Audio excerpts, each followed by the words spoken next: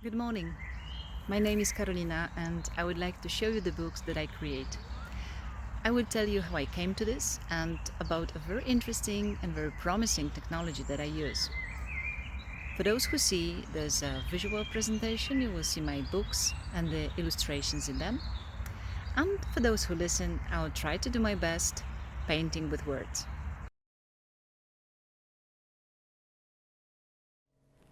It's been about 3 years since I started making tactile books. Before that, I didn't even realize that there are some blind children on this earth and they need picture books. Then once it came to me. I was shaken to learn that in fact they don't have pictures.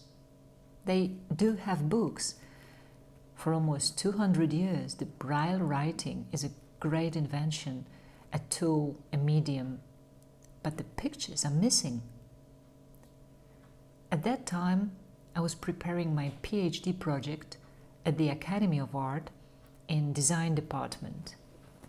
I was thinking about children's picture books based on a very elementary graphic concept. I've always been keen on graphic games, plays, dealing with pictures. I'm a mother of 5, so I was very much in it. We've always played with lines, dots, stains, and did a lot of drawings.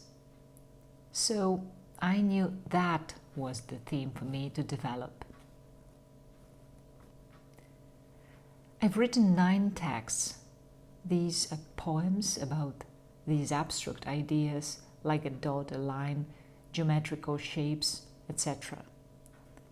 The illustrations were made by pens, stencils, crayons, paints, or handmade prints.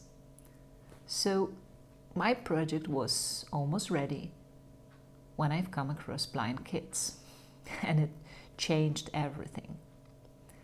It's a longer story and it is not the right time for telling it now, I guess.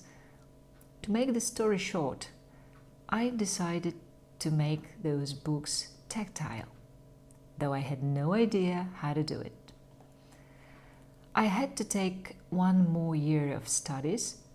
I had to learn a lot, not only about typography. I had to work with children with sight disability and, of course, find a technology that would match my idea. And the idea was to make a tactile picture as rich, as subtle as the visual one. I wanted the tactile image to tell as much to the blind or low of sight child as the visual image tells me. And that took another year. Eventually, I used completely new technology and developed a method to use for book typography.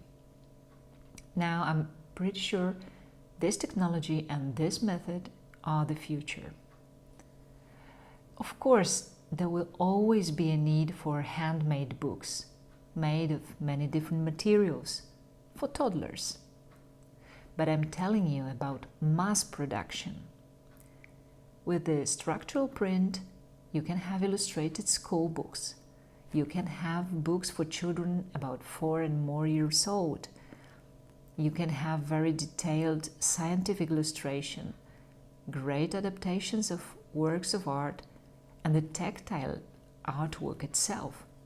The potential is enormous. What I consider best is the fact that they are really universal. They are as appealing tactily as they are visually. There are tactile gradients, dispersions, tones, halftones, and first of all, bright colors, just as in the painted or drawn picture. To me, this is amazing. The braille is also very good to read. I tested all this with the children and I got great feedback. They had no problem with reading the text and a lot of fun touching the illustrations and tracing the history of dots, spots and figures. There was so much laughter, I had tears in my eyes. I was so moved. The books teach the very basis of the image. They help with spatial orientation. They teach new words, idioms. They have good rhymes and a very nice rhythm. You could sing them. After I defended my dissertation in January 2020, I founded the publishing house Gimnastyka Wyobraźni, which is of course in Polish, and it means the gymnastics of the imagination. And I also made a new word, Imagimnation, to combine these two. Now, the technology itself. Well, the structural print, as we call it, is a print cured with ultraviolet light.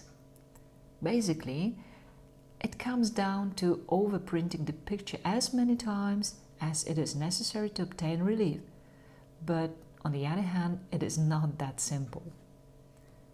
I use an amazing machine, a Swiss-made plotter, but even the highest technology is just a tool.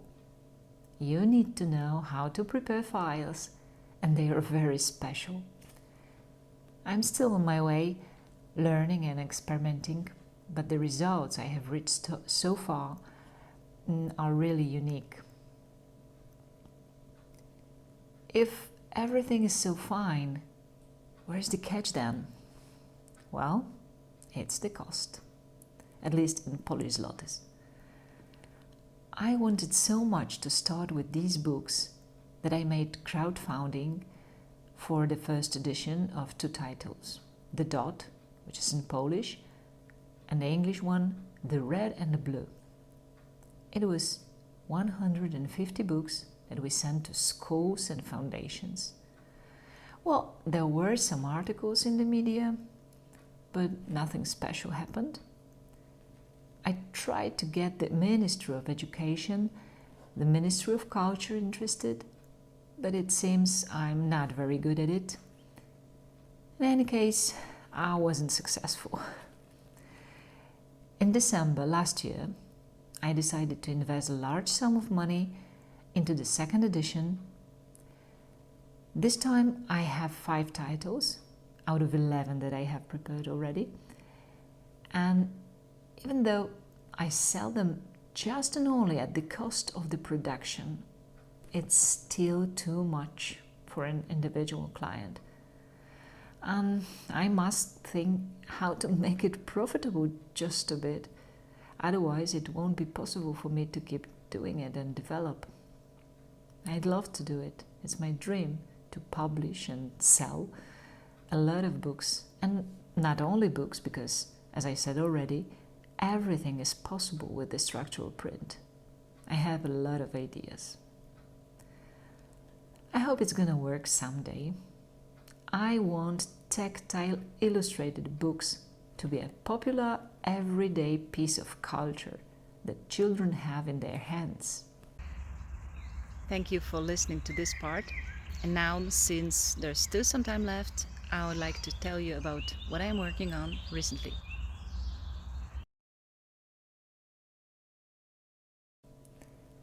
The tactile graphics, which are not part of a book but separate.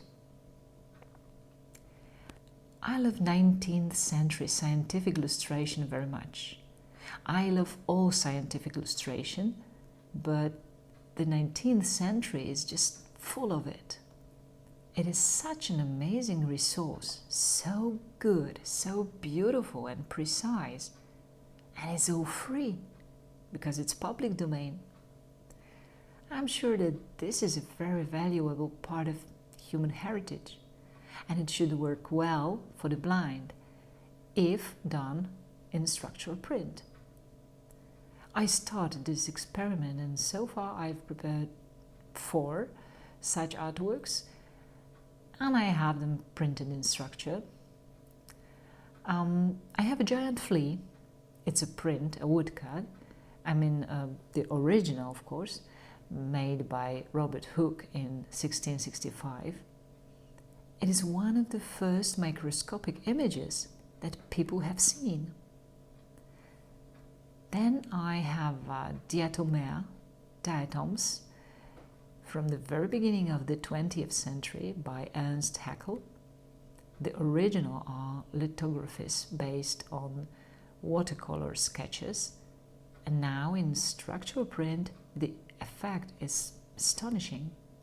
No one would ever have the opportunity to touch the diatoms. They're too small, simply.